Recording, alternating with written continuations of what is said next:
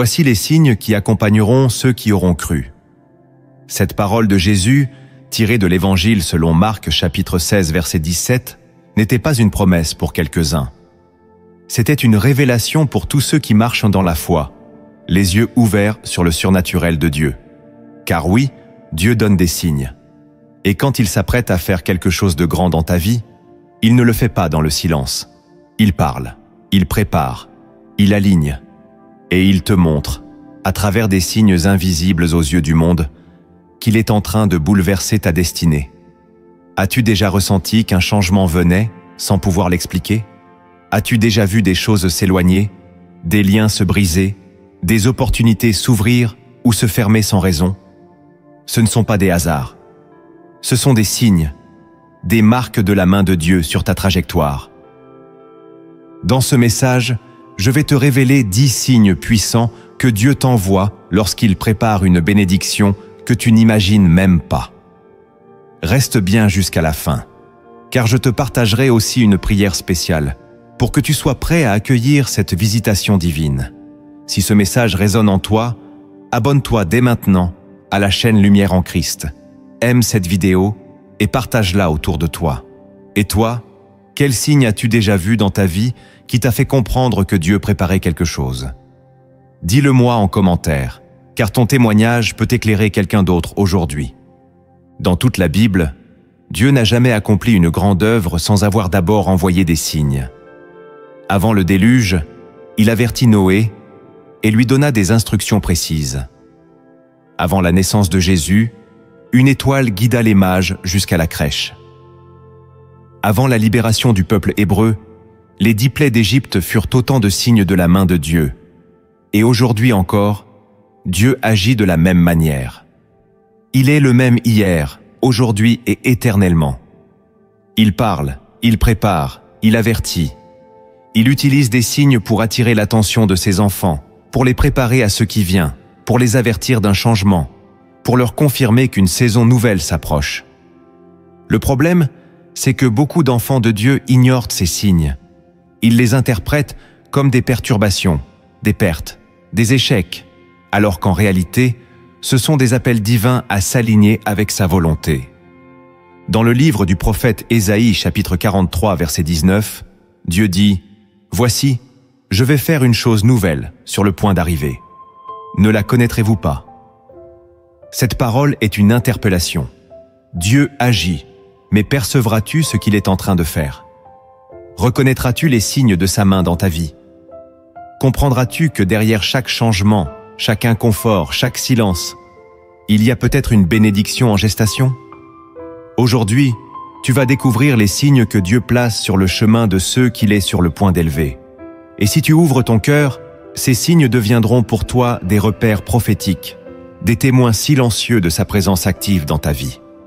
Avant d'agir visiblement, Dieu agit silencieusement. Et avant d'agir silencieusement, il envoie des signes. Si tu ne les discernes pas, tu risques de passer à côté de la saison la plus importante de ta vie. Mais si tu ouvres tes yeux spirituels, tu verras clairement que Dieu est déjà en mouvement. Voici 10 signes prophétiques à ne pas ignorer. Le premier signe que tu dois discerner, le détachement soudain. Quand Dieu prépare une grande bénédiction, il commence souvent par te détacher. Pas brutalement, mais de manière mystérieuse. Tu sens que certaines relations se distendent. Tu n'as plus les mêmes conversations. Des lieux qui t'étaient familiers deviennent pesants. Des habitudes tombent sans explication. Et tu ne sais pas pourquoi, mais tu sens que tu dois t'éloigner. Ce détachement ne vient pas de l'ennui ou de la fatigue. Il vient du ciel. C'est Dieu qui retire ta paix de certains endroits pour mieux la placer ailleurs. Il est en train de purifier ton environnement. Et cela peut être douloureux, car tu as aimé certaines de ces personnes. Tu as investi du temps dans ces choses. Mais Dieu sait ce que tu ne vois pas. Et pour te faire entrer dans la prochaine saison, il doit t'en détacher. Regarde Abraham. Il a été appelé à quitter son pays, sa patrie, sa maison. Et il n'avait aucune idée de ce que Dieu préparait. Il avait simplement un signe, le détachement. Si tu ressens cela, ne résiste pas. Ne t'accroche pas à ce que Dieu est en train de retirer. Car ce que tu perds aujourd'hui prépare ce que tu ne pourrais pas contenir sans ce vide. Dieu crée de l'espace pour sa bénédiction. Laisse partir ce qu'il enlève. Ce n'est pas un vol. C'est une bénédiction en gestation. Le deuxième signe que tu dois discerner, l'agitation intérieure inexpliquée. Tu te réveilles un matin, et tout ce qui te semblait normal la veille te paraît soudainement insuffisant. Tu n'as pas de problème apparent. Personne ne t'a offensé, mais tu es agité. Comme si ton âme ne trouvait plus de repos là où elle se reposait avant. Tu regardes autour de toi, et rien n'a changé. Mais en toi, tout a bougé. C'est un signe puissant. Quand Dieu veut t'élever, il commence toujours par déranger ton intérieur. Il envoie des turbulences invisibles à ton âme. Tu ressens une soif, une envie de profondeur, une aspiration que tu ne peux expliquer.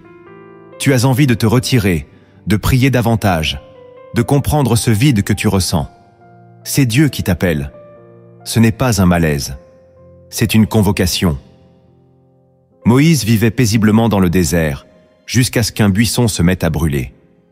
Il aurait pu l'ignorer, mais son agitation intérieure l'a poussé à s'approcher, et cette agitation l'a conduit à sa destinée. Si tu ressens cette soif inexpliquée, n'essaie pas de la calmer par des distractions. C'est Dieu. Il ne te laisse plus en paix, parce qu'il t'appelle à un changement. L'agitation intérieure n'est pas un trouble. C'est souvent le prélude d'un appel. Écoute-la, suis-la, et tu verras ce que Dieu prépare. Le troisième signe que tu dois discerner, la fermeture répétée de certaines portes. Tu as tout fait pour que cela marche. Tu as prié, tu as insisté, tu as persévéré. Mais cette porte reste fermée, et même celle qui semblait s'ouvrir se referme brutalement. C'est un signe.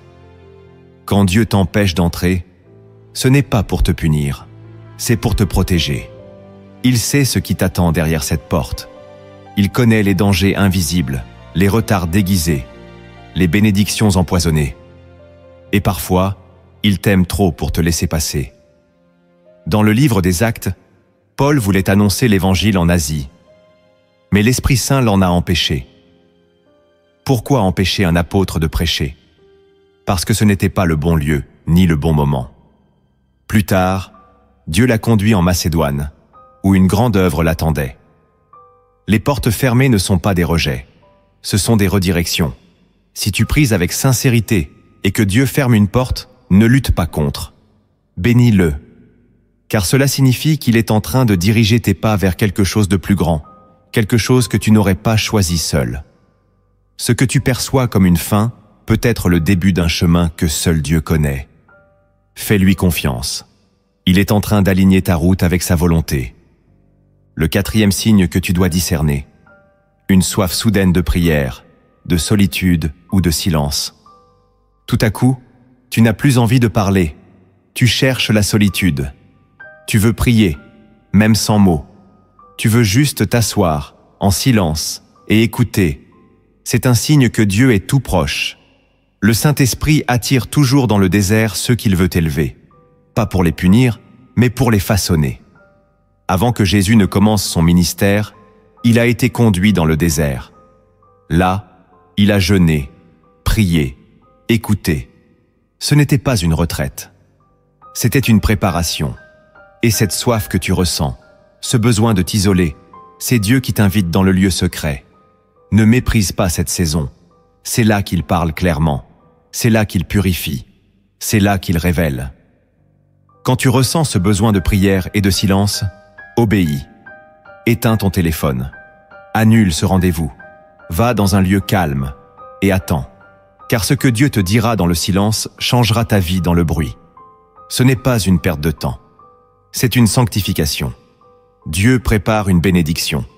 Et il veut que ton cœur soit prêt à la recevoir. Le cinquième signe que tu dois discerner, des attaques spirituelles inhabituelles. Tu étais stable, en paix, et soudain, tout s'agite. Tu fais face à des combats que tu n'avais jamais connus. Dans ta maison, dans ton esprit, dans ton entourage. Tout semble se lever contre toi. Tu pries, mais les choses empirent. Ce n'est pas un abandon de Dieu. C'est un signe que quelque chose d'énorme approche. avant que Job ne reçoive le double de ce qu'il avait perdu, il a été attaqué violemment. Pas parce qu'il était faible, mais parce qu'il était sur le point de vivre une restauration surnaturelle. L'ennemi attaque toujours le plus fort quand il sent que sa position est menacée. Si tu es attaqué dans tous les domaines à la fois, c'est peut-être que ta percée est proche. Ne recule pas. Ne doute pas. Ne renonce pas. Tiens bon. Loue Dieu au milieu de la tempête. Car ces attaques ne sont pas un signe que Dieu t'a oublié, mais qu'il est en train d'ébranler l'enfer pour faire éclater sa gloire dans ta vie. Plus les ténèbres se déchaînent, plus la lumière est proche. Tiens-toi ferme, car Dieu ne t'a pas amené jusqu'ici pour t'abandonner. Si tu t'es reconnu dans l'un de ces signes, alors tu es peut-être à l'aube de quelque chose que Dieu prépare pour toi. Laisse un commentaire pour témoigner du signe que tu vis actuellement, car ton histoire peut réveiller la foi de quelqu'un. Et si tu veux recevoir chaque semaine un message comme celui-ci, abonne-toi maintenant à Lumière en Christ et aime cette vidéo pour que l'algorithme continue à la diffuser à ceux qui en ont besoin. Le 6e signe que tu dois discerner, une paix surnaturelle dans le chaos. Tout va mal autour de toi, mais en toi, c'est calme. Tu devrais être stressé, inquiet, affolé. Mais non, tu as une paix qui ne vient pas de toi. C'est un signe. C'est le Saint-Esprit qui te garde. Cette paix, selon Philippiens chapitre 4 verset 7, surpasse toute intelligence. Elle n'a pas de logique. Elle n'a pas d'explication. Mais elle est là. C'est un signe que Dieu est en contrôle. Et que même si tu ne vois pas encore la bénédiction, elle est déjà en route. Quand Jésus dormait dans la barque pendant la tempête, ce n'était pas de l'inconscience. C'était une paix divine. Une paix qui annonce que rien ne peut couler une vie que Dieu tient dans sa main. Si tu ressens cette paix au milieu des secousses, sache-le, Dieu est déjà là. Et ce calme intérieur est l'annonce prophétique d'un miracle à venir. Le 7e signe que tu dois discerner, la faveur divine sans explication logique. Tu ne l'as pas cherché, tu ne l'as pas mérité, tu n'as rien fait de particulier, et pourtant, tu reçois une faveur soudaine. Une porte s'ouvre, quelqu'un parle en bien de toi.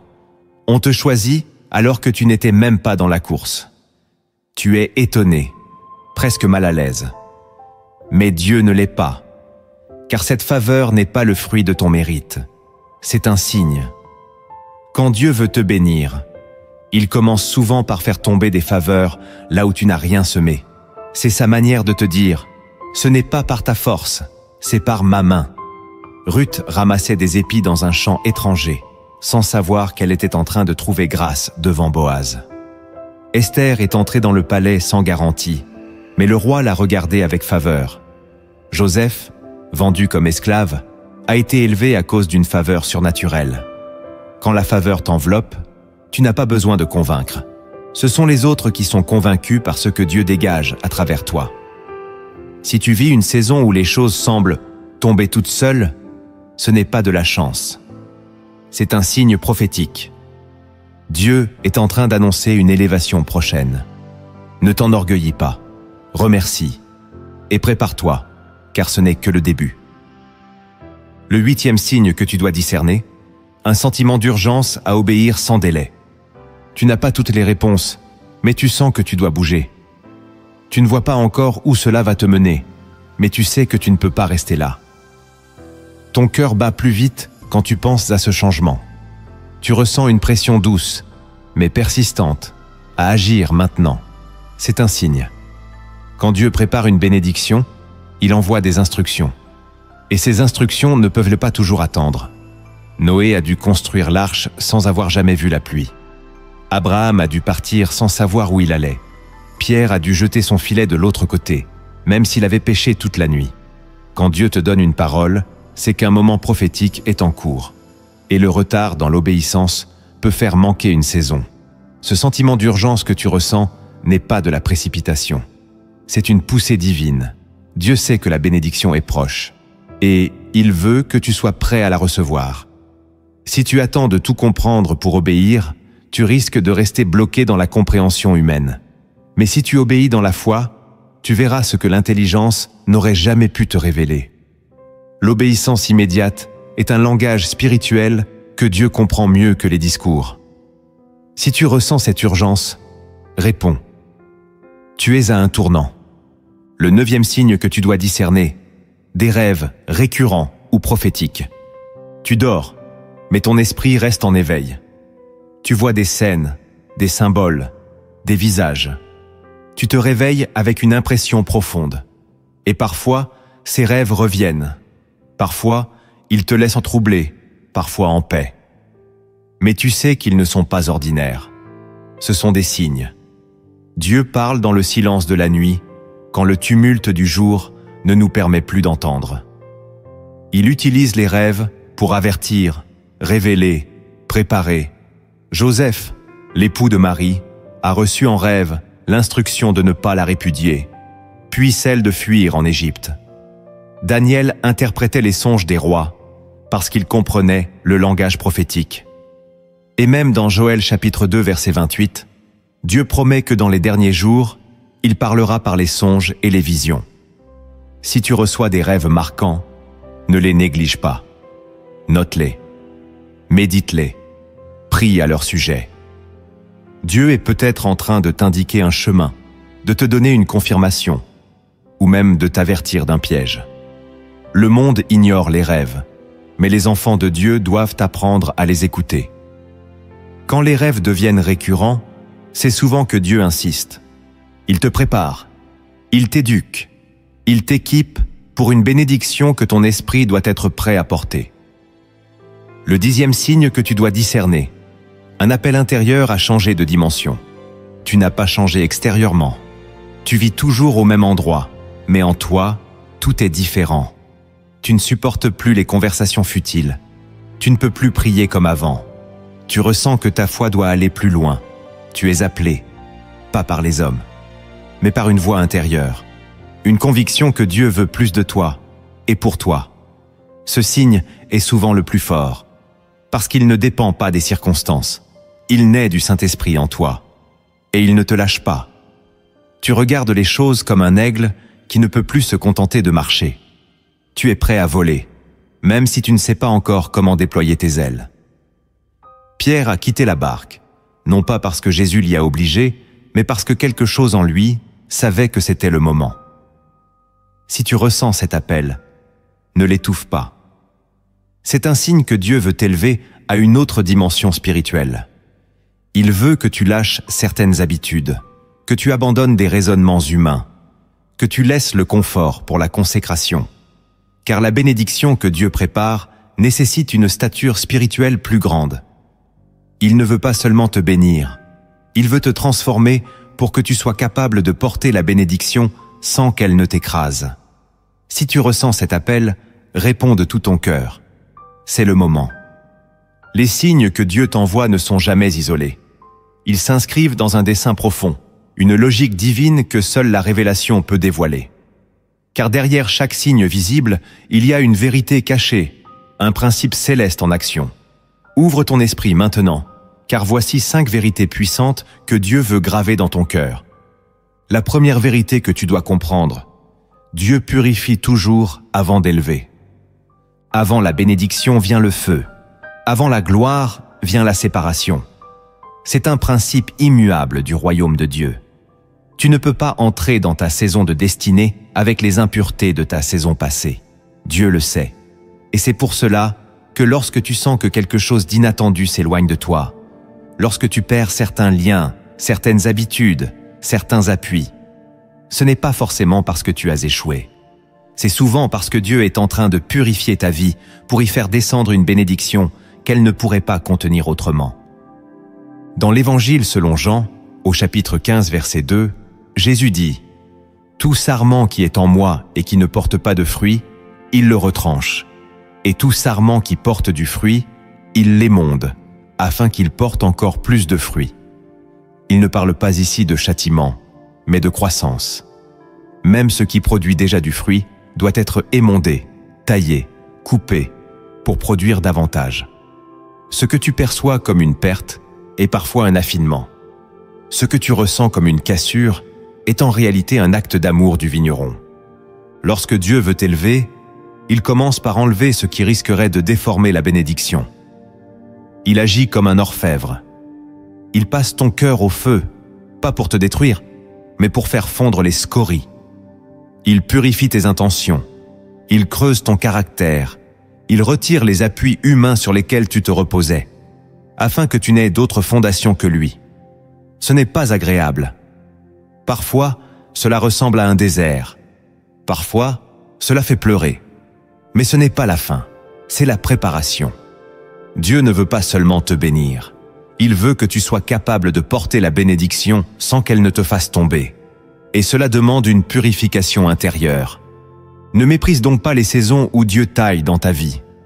Ne te plains pas lorsque les choses changent sans ton accord. Car si tu savais ce qu'il est en train de préparer, tu bénirais même les douleurs de ton dépouillement. Le feu de Dieu n'est pas là pour te brûler.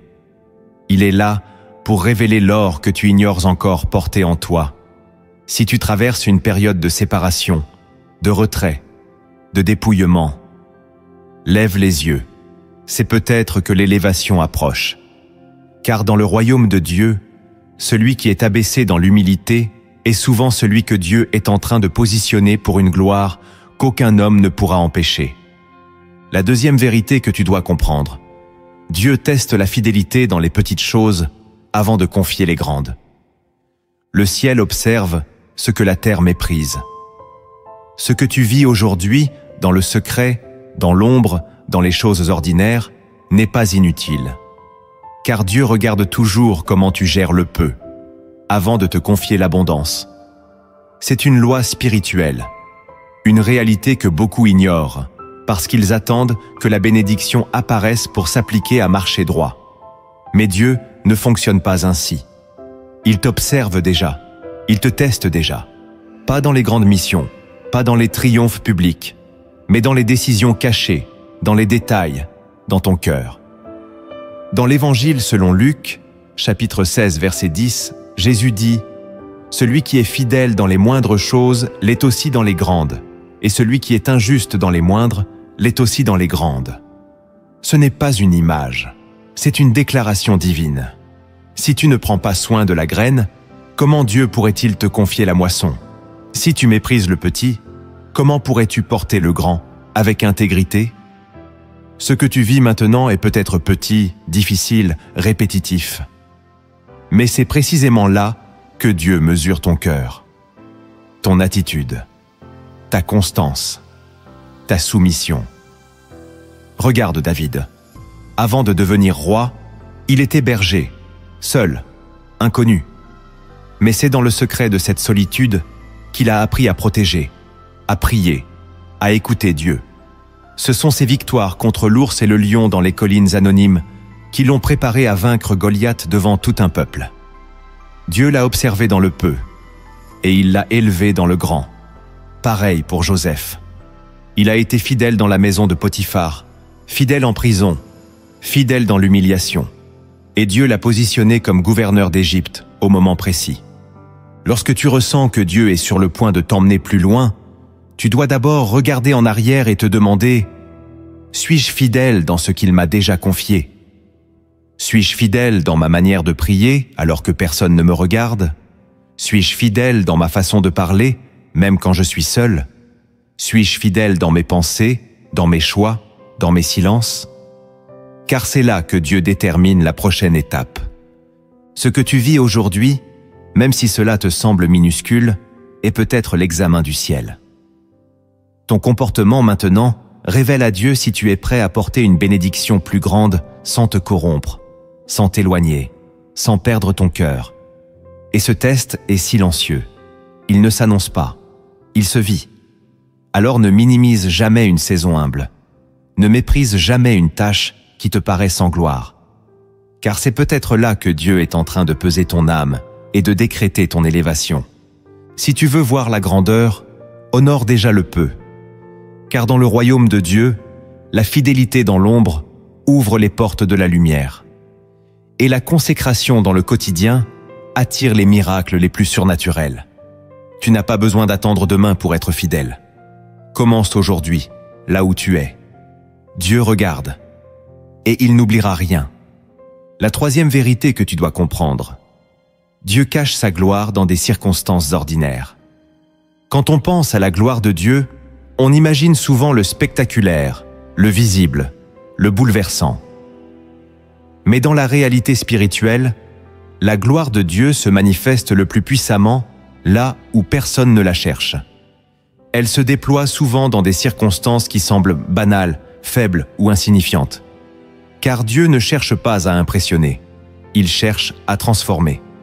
Et pour cela, il se voile parfois dans la simplicité. Ce que beaucoup ignorent, c'est que Dieu agit souvent sans bruit. Il cache sa main dans les événements quotidiens. Il utilise l'ordinaire pour y déposer l'extraordinaire. Regarde l'histoire de Jésus, le Sauveur du monde n'est pas né dans un palais, mais dans une étable. Ce n'est pas dans le temple qu'il est apparu, mais dans un lieu sale, silencieux, ignoré. Et pourtant, le ciel tout entier observait cet instant comme l'accomplissement le plus glorieux de l'histoire. Dieu se cache toujours là où on ne l'attend pas. Il a choisi Moïse dans le désert. Il a appelé Gédéon alors qu'il se cachait. Il a oint David alors qu'il n'était même pas invité au repas. Et aujourd'hui encore, Dieu agit selon ce principe. Ce que tu vis peut te sembler sans importance. Ta routine peut te paraître vide. Mais si Dieu est en toi, alors même le silence peut devenir prophétique. Même la répétition peut devenir divine. Il faut des yeux spirituels pour voir Dieu là où les autres ne voient que la poussière. Il faut un cœur pur pour discerner la voix de Dieu dans un quotidien qui semble figé. Car c'est dans l'ordinaire que Dieu te teste. C'est là qu'il sème les graines de la gloire à venir. Tu n'auras pas toujours des signes spectaculaires. Mais tu auras des moments simples, remplis d'une paix qui ne vient pas de ce monde, d'un mot qui te parle plus que 1000 sermons, d'un geste, d'une coïncidence qui n'en est pas une. Et si tu apprends à honorer ces moments, tu comprendras que Dieu n'est jamais absent. Il est juste discret. Et son silence n'est pas vide. Il est sacré. Si tu veux recevoir une grande bénédiction, tu dois d'abord apprendre à discerner Dieu dans les petites choses, à l'aimer dans le calme, à lui obéir dans les détails. Car la gloire de Dieu est souvent camouflée pour ne se révéler qu'à ceux qui cherchent avec le cœur. Alors ne méprise pas ta saison actuelle parce qu'elle ne ressemble pas à un miracle. Peut-être que ton miracle est déjà là, mais sous une forme que tu n'avais pas imaginée. Peut-être que cette routine est un terrain sacré. Peut-être que ce travail, cette famille, cette prière répétitive, ces combats silencieux, sont en fait le lieu où Dieu dépose lentement mais sûrement la prochaine dimension de ta destinée. Reste fidèle dans l'ordinaire, car c'est là que la gloire se prépare. La quatrième vérité que tu dois comprendre, Dieu parle plus souvent par les interruptions que par les accomplissements. Nous aimons les plans bien tracés, les projets bien organisés, les calendriers respectés. Nous rêvons d'une vie spirituelle linéaire, fluide, maîtrisée. Mais Dieu n'est pas un gestionnaire de planning. Il est un maître du kairos, ce temps divin qui interrompt le cours naturel des choses pour y injecter sa volonté souveraine. Et bien souvent, ce n'est pas dans la réalisation parfaite de nos objectifs que Dieu nous parle, mais dans leur interruption brutale. Combien de fois as-tu été dérouté par un événement que tu n'attendais pas? Une maladie, une séparation, une perte, un changement soudain, et tout ce que tu avais prévu s'écroule. Tu pries, tu ne comprends pas. Mais si tu regardes avec les yeux de l'esprit, tu verras que c'est précisément là, dans ce moment suspendu, que Dieu commence à parler d'une voix différente. Il ferme une porte, non pas pour te punir, mais pour capter ton attention. Il brise une habitude, non pas pour te frustrer, mais pour briser un schéma qui t'empêchait d'aller plus loin. Dans le livre des Actes, Saul de Tarse marchait avec certitude sur la route de Damas, avec des lettres d'autorité en main. Il était convaincu de faire la volonté de Dieu. Mais Dieu est venu l'interrompre. Une lumière, une chute, une voix, et plus rien n'était comme avant. C'est cette interruption divine qui a changé un persécuteur en apôtre. Ce que Saul croyait être un obstacle était en fait une porte. Ce qu'il pensait être une fin était le début d'une mission qui allait bouleverser le monde. Et aujourd'hui encore, Dieu agit de cette manière. Il interrompt, il dérange, il ralentit. Non pas parce qu'il est contre toi, mais parce qu'il veut t'enseigner une vérité que tu n'aurais jamais apprise en ligne droite. Si tu veux vraiment comprendre les signes de Dieu, tu dois accepter que ces interruptions sont des langages prophétiques. Elles sont des zones de contact où le ciel rencontre la terre, non pas pour te perdre, mais pour te repositionner. Ne panique pas lorsque Dieu interrompt ton programme. Ne te ferme pas lorsque quelque chose t'échappe. Laisse-toi enseigner. Laisse-toi guider. Car souvent, la plus grande bénédiction de ta vie commence au moment précis où tes projets s'arrêtent. Ce n'est pas l'échec d'un homme, c'est l'entrée en scène de Dieu. La 5e vérité que tu dois comprendre, Dieu révèle la grandeur de sa bénédiction par la taille du combat que tu vis avant. Il y a des batailles que tu ne comprends pas. Tu pries, tu jeûnes, tu restes fidèle. Mais le feu s'intensifie. Les oppositions se multiplient. Les retards s'enchaînent. Et tu te demandes pourquoi. Pourquoi maintenant? Pourquoi alors que tu marches dans l'obéissance? Pourquoi alors que tu veux simplement faire la volonté de Dieu? La réponse est là, enfouie dans cette vérité que beaucoup refusent d'entendre. Plus la bénédiction est grande, plus la pression avant est intense. Ce n'est pas une punition, c'est une annonce. Dans le royaume de Dieu, les combats ne sont jamais gratuits. Le ciel ne permet pas une épreuve sans y avoir placé un poids de gloire en attente. Chaque tempête qui secoue un croyant fidèle est un message spirituel. Une parole silencieuse qui dit « Prépare-toi, car ce qui vient est plus lourd que ce que tu peux porter aujourd'hui. Et pour porter ce poids, il faut être creusé, il faut être affermi, il faut passer par un feu que l'on n'explique pas, mais que Dieu maîtrise parfaitement. » Regarde Job. L'homme était intègre, pieux, craintif de Dieu. Pourtant, il a tout perdu. Sa famille, sa santé, ses biens, son honneur. Il s'est retrouvé seul, incompris, accablé. Mais ce que Job ignorait, c'est que cette violence était le prélude à une double portion. Ce qu'il vivait n'était pas une punition, c'était un repositionnement. Et Dieu a permis l'épreuve, parce que la récompense devait surpasser tout ce que Job avait connu. De même, Jésus a été livré, insulté, cloué, avant d'être glorifié. La croix a précédé la résurrection. Le sang a précédé la victoire. Si tu traverses une saison de combat profond, de feu que tu ne comprends pas, d'opposition étrange, c'est peut-être parce que tu es plus proche de la bénédiction que tu ne le crois. Le diable n'attaque pas les terrains vides. Il convoite ce que Dieu s'apprête à libérer. Et Dieu permet parfois que tu sois secoué afin que ta foi ne repose plus sur l'émotion, mais sur la révélation. Il t'apprend à te tenir debout dans le vent, car la couronne qu'il prépare ne peut pas être portée par des épaules fragiles. Ce que tu vis est peut-être une école divine. Chaque larme, chaque silence, chaque combat que personne ne voit est un outil dans les mains de Dieu pour élargir ton esprit, fortifier ta vision, affiner ton discernement. Tu n'es pas puni, tu es formé. Et plus l'épreuve est douloureuse, plus le dépôt qui arrive est glorieux. La souffrance n'est pas la fin. Elle est l'annonce. Elle est le signe que le ciel s'apprête à poser sur toi quelque chose de plus grand que tu ne peux l'imaginer. Alors ne baisse pas les bras. Ne doute pas de l'amour de Dieu à cause de la difficulté de la saison.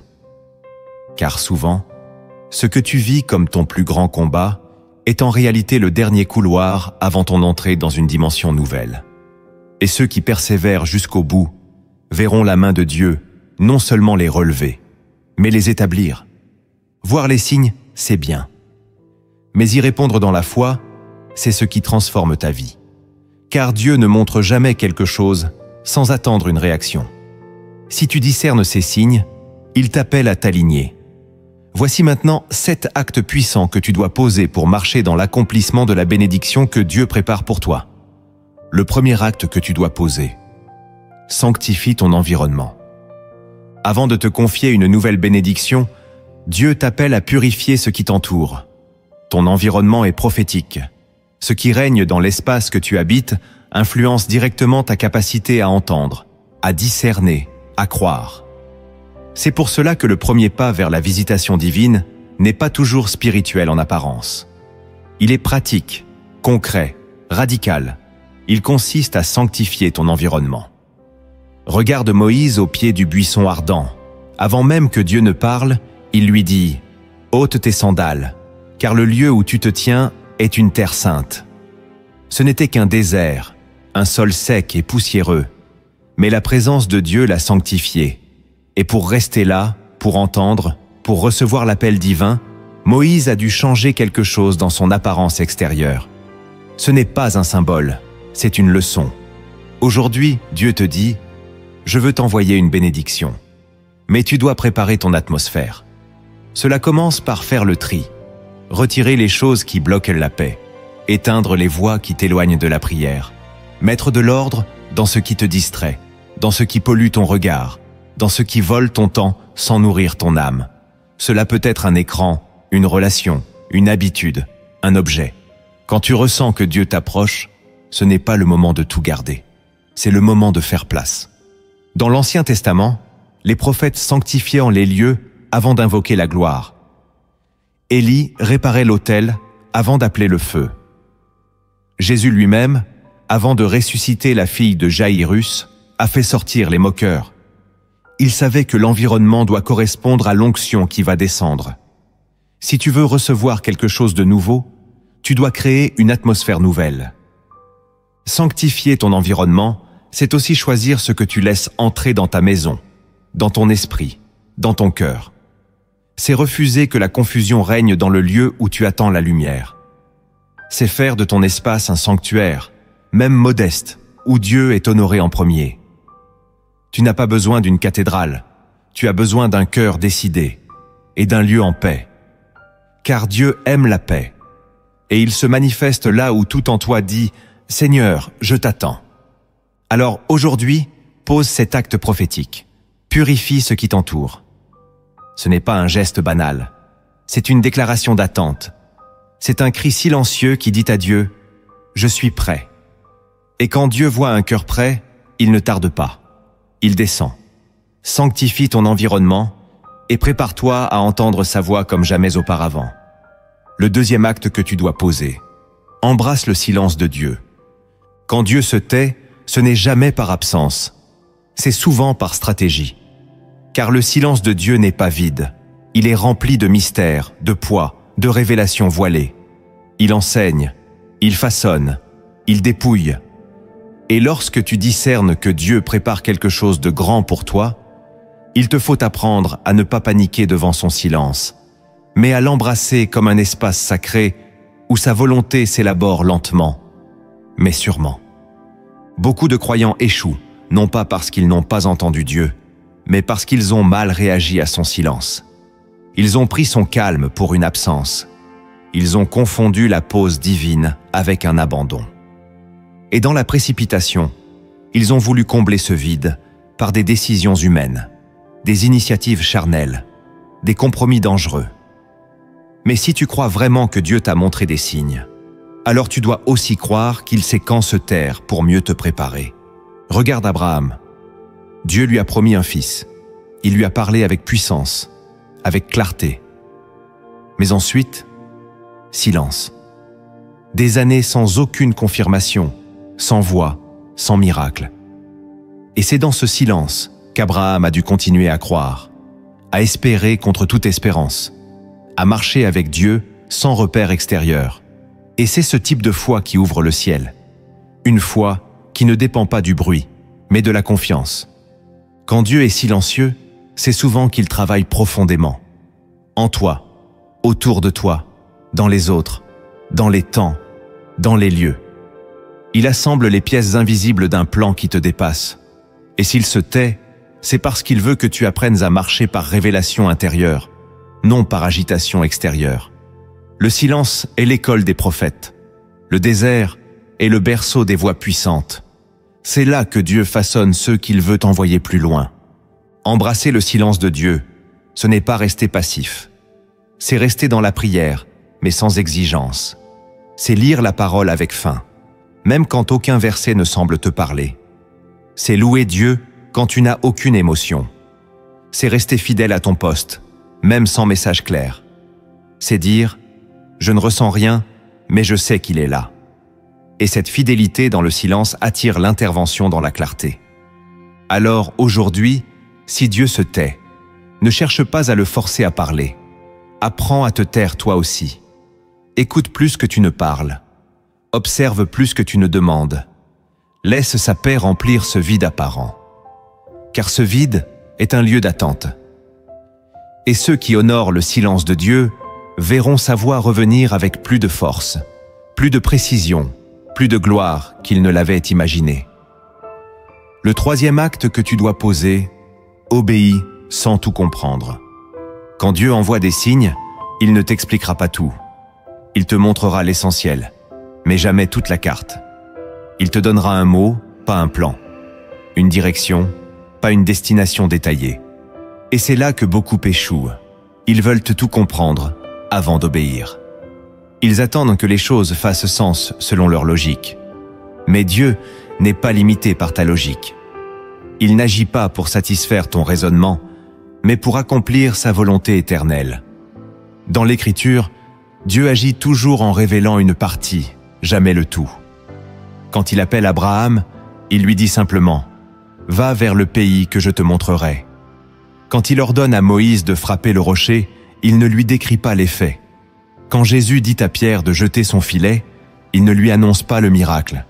Et pourtant, ceux qui obéissent, sans tout comprendre, sont ceux qui voient l'impossible devenir réalité.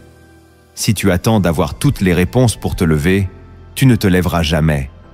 Si tu attends que tout soit sécurisé, tu ne marcheras jamais par la foi, car la foi commence là où le contrôle s'arrête.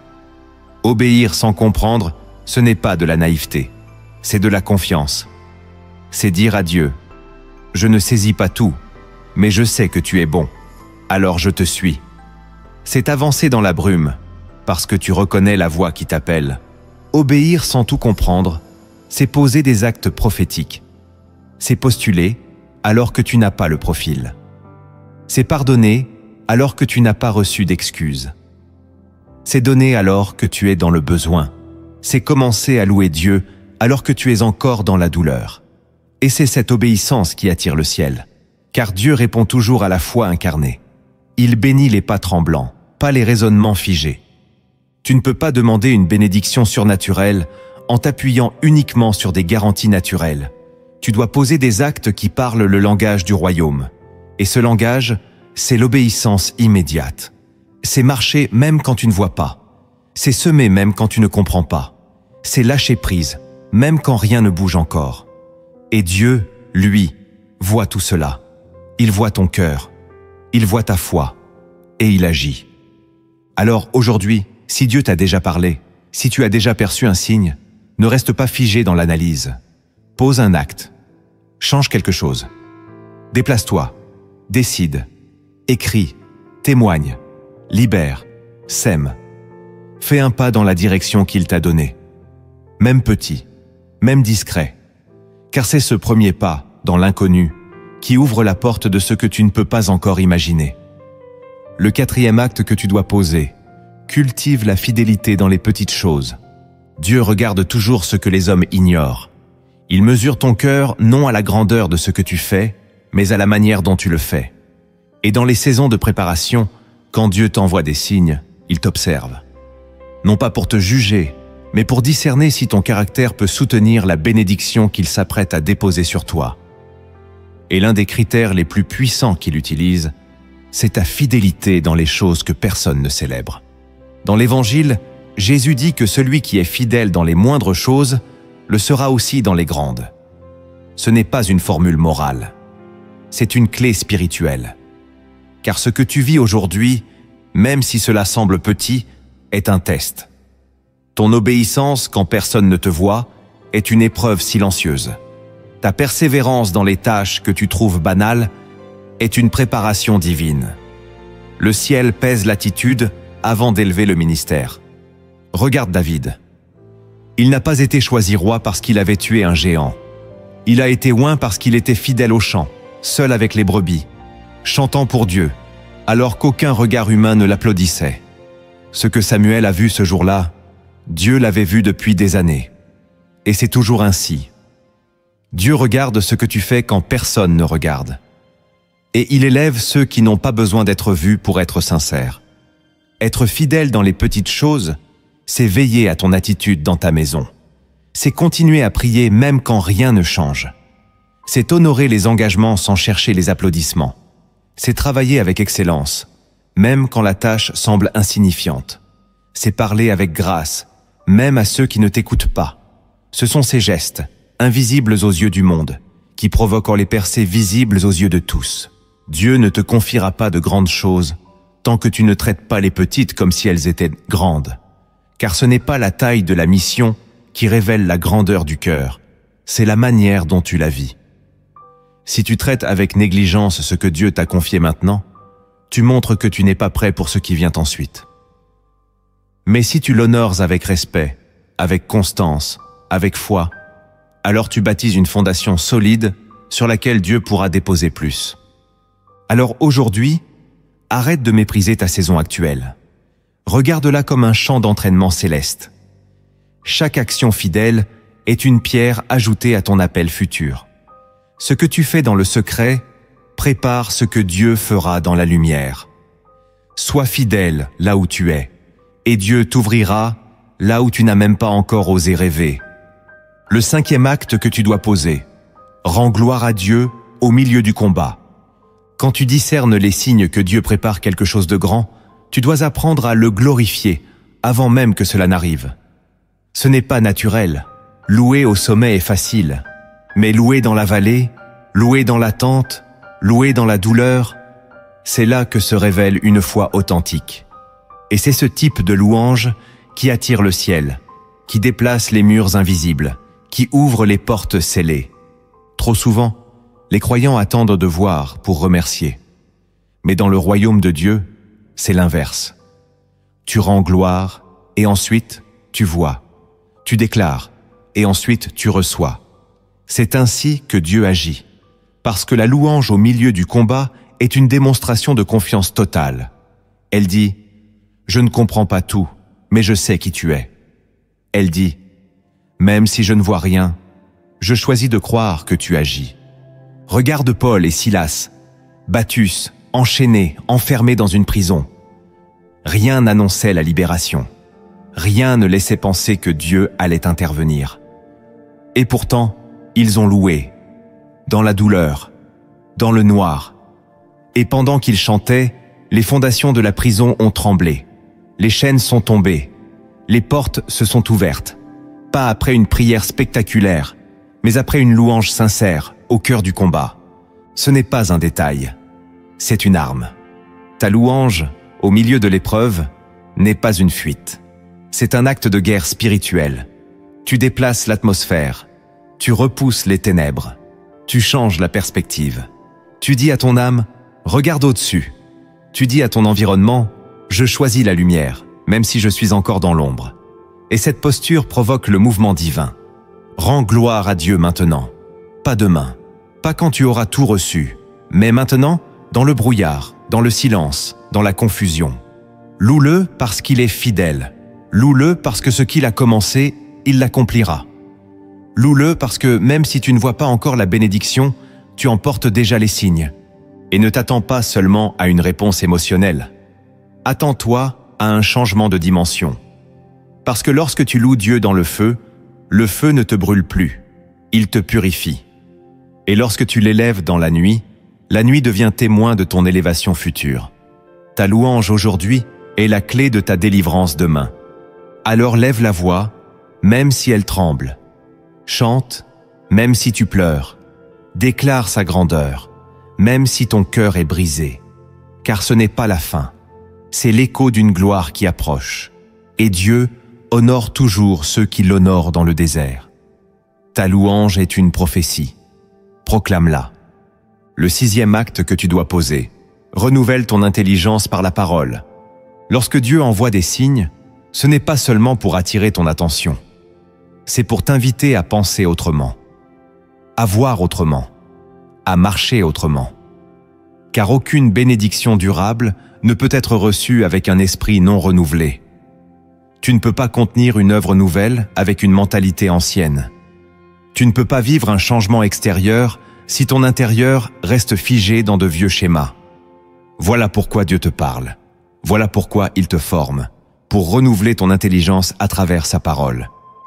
Dans l'Épître aux Romains, chapitre 12, verset 2, il est écrit « Ne vous conformez pas au siècle présent, mais soyez transformés par le renouvellement de l'intelligence, afin que vous discerniez quelle est la volonté de Dieu. » Ce passage est une clé spirituelle. Il ne dit pas que la transformation vient du miracle. Il dit qu'elle vient de l'intelligence renouvelée. Si tu veux comprendre les signes que Dieu t'envoie, tu dois laisser sa parole transformer ton esprit. Trop souvent, nous voulons que Dieu nous bénisse selon notre manière de penser. Mais le ciel n'agit pas selon la logique humaine. Il agit selon ses desseins éternels. Et pour les comprendre, il faut se nourrir des Écritures. Pas de manière religieuse, mais de manière vivante. Lire non pour cocher une case, mais pour recevoir une révélation. Méditer non pour accumuler des versets, mais pour être changé à l'intérieur. Renouveler ton intelligence, c'est prendre chaque pensée captive et l'aligner à la vérité de Dieu. C'est remplacer la peur par la foi, le doute par la promesse, la culpabilité par la grâce, l'impatience par l'espérance. C'est réapprendre à penser comme un fils et non comme un esclave. C'est refuser les mensonges de l'ennemi qui te disent que tu n'es pas prêt, pas digne, pas capable. C'est proclamer que si Dieu t'envoie des signes, c'est parce qu'il a confiance dans ce qu'il a déposé en toi. Pour cela, ouvre la Bible chaque jour. Pas comme un rituel, mais comme une rencontre. Demande au Saint-Esprit de t'éclairer. Prends un verset et laisse-le résonner dans ta journée. Parle-le, prie-le, écris-le, vis-le. Car la parole de Dieu n'est pas une information, c'est une transformation. Et plus tu l'intègres, plus tu seras capable de discerner avec clarté les temps, les saisons et les chemins que Dieu te trace. Alors aujourd'hui, fais ce choix. Nourris ton esprit de la parole. Laisse-la te façonner. Laisse-la remplacer tes réflexes anciens par une sagesse nouvelle. Car la bénédiction que Dieu prépare pour toi nécessite une mentalité alignée au ciel. Et cette mentalité ne naît pas dans les émotions, mais dans l'écriture. Lis, médite, proclame, et regarde ton intelligence devenir le terrain où Dieu bâtit quelque chose d'éternel. Le 7e acte que tu dois poser, déclare par la foi ce que Dieu prépare. Il y a un moment où voir les signes ne suffit plus. Il faut parler, pas parler pour parler, mais déclarer dans la foi ce que tu crois que Dieu est en train de faire. Non parce que tu le vois, mais parce que tu as discerné sa main. Car dans le royaume de Dieu, ce que tu déclares par la foi prépare ce que tu vas vivre dans le réel. Le monde a été créé par la parole. Et Dieu t'a donné une bouche pour collaborer à son œuvre. Ta voix porte un pouvoir que tu ignores souvent. Dans les Proverbes, il est écrit que la mort et la vie sont au pouvoir de la langue. Cela signifie que ce que tu laisses sortir de ta bouche est prophétique. Tu ouvres ou tu bloques. Tu construis ou tu détruis. Et si tu crois que Dieu prépare une bénédiction, alors tu dois te joindre à son plan non seulement par ton cœur, mais par tes paroles. Car ce que tu déclares dans la foi devient une semence spirituelle dans l'atmosphère. Déclare que ta saison va changer. Déclare que la paix revient dans ta maison. Déclare que la provision divine arrive. Déclare que tu n'es plus lié à la peur. Déclare que ce que Dieu a commencé en toi, rien ne pourra l'arrêter. Ne reste pas silencieux quand le ciel t'invite à parler, car ta voix, alignée à la volonté de Dieu, devient une arme invisible que les ténèbres ne peuvent pas supporter. Quand Jésus ressuscite Lazare, il ne se contente pas de pleurer. Il déclare d'une voix forte « Lazare, sors !» Et c'est cette parole qui libère la vie. Quand Dieu crée la lumière, il ne la pense pas seulement. Il dit « Que la lumière soit !» Et elle fut. Toi aussi, tu dois apprendre à dire « Que la lumière soit dans ma situation !» Tu dois apprendre à appeler les choses qui ne sont pas comme si elles étaient. Pas par optimisme, mais par révélation. Et même si tu trembles, même si tu doutes encore un peu, ouvre ta bouche. Parle à ton âme. Parle à ta saison. Parle à ton avenir. Dis-lui, je sais que Dieu est en train de faire quelque chose, et je me tiens prêt. Car cette déclaration, répétée avec foi, solidifie ton espérance. Elle donne forme à l'invisible, et elle aligne ton atmosphère avec la réalité du ciel. Aujourd'hui, Dieu te donne une clé. Parle, déclare, prophétise. Ne laisse pas le doute occuper ta langue. Que ta bouche devienne l'écho de la promesse, non le miroir de la peur. Car ceux qui parlent selon la foi préparent leur destinée avec la voix du ciel. Pour conclure cette séquence, je veux te laisser avec une parabole inspirée d'en haut. Une histoire simple, mais remplie de sens spirituel. Écoute-la avec ton cœur, car en elle se cache une clé céleste pour reconnaître les signes et y répondre dans la foi. Le veilleur et la lampe invisible, parabole céleste, environ 560 mots. Il était une fois, au sommet d'une haute montagne oubliée des hommes, un veilleur. Il avait reçu l'ordre de rester là, seul, chaque nuit, une lampe dans la main. Cette lampe n'émettait aucune lumière visible, aucun feu, aucune lueur. Elle semblait vide, inutile. Pourtant, on lui avait dit « Tiens-la allumée, quand le temps viendra, elle brillera. » Au début, le veilleur posait des questions. Il regardait le ciel, demandant à Dieu pourquoi veiller avec une lampe qui ne brillait pas. Les autres passants se moquaient. « À quoi bon rester là? Ta lampe est morte. » Mais lui, il restait, nuit après nuit, dans le froid, dans le silence, il veillait. Sans signe, sans voix, juste avec une promesse. Il apprit à aimer ce silence, à parler avec Dieu sans mots, à écouter le vent, les feuilles, les étoiles. Parfois, une pensée lui venait. Et si tout cela ne servait à rien? Mais il se souvenait de l'ordre. Quand le temps viendra, elle brillera. Alors il attendait. Les saisons passaient. L'hiver couvrait la montagne. Le printemps revenait, puis l'été, puis l'automne.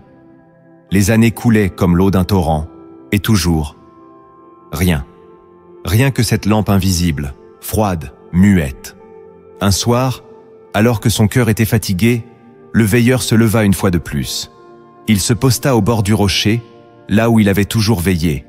Mais ce soir-là, il n'y avait pas de lune, aucune étoile, juste une obscurité lourde, écrasante. Et dans cette nuit totale, une voix intérieure lui souffla « Lève ta lampe !» Il obéit. Il la leva, comme il l'avait fait des centaines de fois. Mais cette fois-ci, la montagne s'illumina. Non pas de flammes visibles, mais d'une lumière céleste que seul un cœur éveillé pouvait percevoir. Ce n'était pas une lumière pour les yeux. C'était une lumière pour l'âme, une paix profonde, une révélation éclatante, comme si tous ces silences passés s'étaient transformés en présence divine. À cet instant, il comprit. Ce n'était pas la lampe qui était invisible. C'était lui qui devait apprendre à voir autrement, à croire sans preuve, à attendre sans comprendre, à obéir sans recevoir. Et c'est cette foi nue, silencieuse, immobile, qui avait gardé la lampe allumée tout ce temps, sans qu'il ne le sache. Puis, la lumière s'étendit. Elle descendit la montagne. Elle toucha la vallée, les maisons, les familles. Et ceux qui s'étaient dit moquer levèrent les yeux. Ils ne comprenaient pas ce qui se passait. Mais ils virent que la montagne brillait, et que le veilleur, lui, n'avait jamais quitté son poste. Depuis ce jour, les générations se souviennent de lui comme de celui qui avait cru dans l'invisible. Celui qui avait persévéré dans le silence. Celui qui avait reconnu les signes, non avec les yeux, mais avec l'âme. Et chaque fois qu'un croyant doute, chaque fois qu'un cœur attend dans la nuit, on lui raconte cette histoire. Reste fidèle. Ta lampe est peut-être invisible aux hommes, mais elle est déjà en train d'éclairer le ciel. Tu as maintenant entendu. Tu as vu à travers l'esprit. Tu as discerné les signes, compris leur sens, et reçu les clés pour y répondre. Mais maintenant, il ne s'agit plus seulement de savoir. Il s'agit de croire. Il s'agit de marcher. Il s'agit de dire à Dieu, « Je suis prêt ». Car les signes que Dieu te montre ne sont pas un spectacle. Ils sont une invitation. Tu n'as pas été guidé jusqu'ici par hasard. Si tu es encore là, Si ton cœur a vibré à certains passages, si ton esprit a été saisi, c'est que le ciel est en mouvement. C'est que Dieu parle et qu'il cherche un cœur qui dise « Me voici ». Il ne cherche pas la perfection. Il cherche la disponibilité. Il ne cherche pas la puissance. Il cherche la foi. Et toi, tu es à un tournant. Soit tu laisses ces signes passer comme des émotions passagères, soit tu les prends au sérieux et tu entres dans une nouvelle dimension avec Dieu. La décision t'appartient. Mais sache-le, Dieu n'oublie jamais ceux qui répondent à ses appels dans le secret. Alors, si ce message a touché ton cœur, je t'invite à poser 3 actes simples mais puissants. D'abord, abonne-toi à cette chaîne si ce n'est pas encore fait. Car ici, chaque message est une nourriture spirituelle, un feu doux qui éclaire ton chemin semaine après semaine. Ensuite, aime cette vidéo et partage-la à quelqu'un que tu sens en attente, en combat ou en veille. Tu peux devenir le veilleur qui éclaire un autre cœur. Enfin, écris en commentaire cette déclaration de foi. Seigneur, je reconnais les signes, je t'attends. C'est plus qu'une phrase. C'est une prière silencieuse qui peut changer l'atmosphère de ta vie. Et maintenant, si tu es prêt, inclinons nos cœurs ensemble pour cette prière. Seigneur notre Dieu, toi qui vois dans le secret, toi qui parles dans le silence, toi qui traces les chemins que nos yeux ne voient pas. Aujourd'hui, je viens devant toi avec un cœur ouvert, un cœur qui veut comprendre, un cœur qui veut obéir. Merci pour les signes que tu envoies. Merci pour ta fidélité, même quand je doute. Merci pour ta présence, même quand je ne la sens pas. Merci pour ton amour, même quand je ne me sens pas aimable. Tu es resté là, tu es resté fidèle. Et aujourd'hui, je reconnais que c'est toi qui étais derrière ces signes que je n'ai pas toujours compris. Seigneur, ouvre mes yeux spirituels. Donne-moi de voir au-delà de l'apparence, de reconnaître tes traces dans mon quotidien, de sentir ton souffle dans les détours. Donne-moi un discernement nouveau, une sagesse venue d'en haut, un cœur attentif à ta voix, même dans le silence. Je te remets mon impatience, mes inquiétudes, mes hésitations. Je choisis de te faire confiance, même quand tu te tais, même quand rien ne bouge, même quand tout semble flou. Car je sais maintenant que tu es un Dieu qui prépare toujours plus que ce que je vois. Seigneur, je te remets aussi mes combats. Je te les confie un à un, les visibles et les invisibles, les anciens et les récents, les petits et les immenses. Tu sais ce que je traverse. Tu sais ce que je ne dis à personne. Mais je crois que ces tempêtes sont des signes, des annonces, des préparations, des ponts vers quelque chose de plus grand. Alors je te loue. Je te loue au milieu du feu. Je te loue dans la vallée. Je te loue dans la tente. Car tu es digne et tu es bon. Saint-Esprit, remplis-moi de paix maintenant, d'une paix qui dépasse l'entendement, d'un calme qui ne vient pas des circonstances, mais de ta présence. Règne dans mes pensées, règne dans mes décisions, règne dans ma maison. Que ma vie entière soit un espace où tu es honoré, désiré, obéi. Et enfin, Seigneur, je te prie pour la bénédiction que tu prépares, celle que je n'ai pas encore vue, celle que je n'ose même pas demander, mais que tu as déjà pensée pour moi. Prépare mon cœur à la recevoir. Prépare mes mains à la porter. Prépare mon esprit à la protéger. Que je ne sois pas distrait, que je ne sois pas détourné, que je sois fidèle jusqu'au bout. Dans le nom puissant de Jésus-Christ, je t'ai prié. Amen.